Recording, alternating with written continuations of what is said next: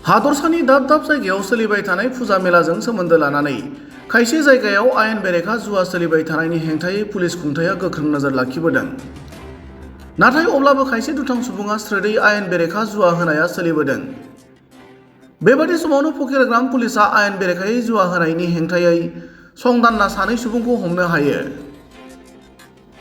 क'क्राझार जिल्लानि फकिरग्राम थाना सिंनि लस्करपार सान्दामारियाव आयेन बेरेखायै जुवा सोलिबाय थानाय खौरांखौ मिथिनो मोननानै फकिरग्राम थानानि असिनि दैदेननाय पुलिसनि मोनसे हानजाया सेबनानै जुवा खेला होनायजों सोमोन्दो थानाय सानै सुबुंखौ हमनो हायो।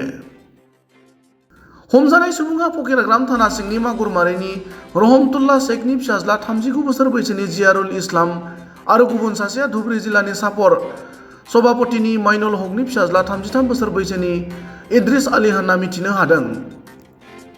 गुबुन फारसेथिं जुवा होनानै हमजानाय सानै सुबुंनि हेंथायै फकिरग्राम थानायाव case number 57/US 14/15 BNS Assam game and batting act 1970 नि सिङाव मोनसे केस रेजिस्टार खालामनानै बांसिनै सेबनो थाखाय क'क्राझार कर्टआव दैथायहरो होनना मिथिहोयो।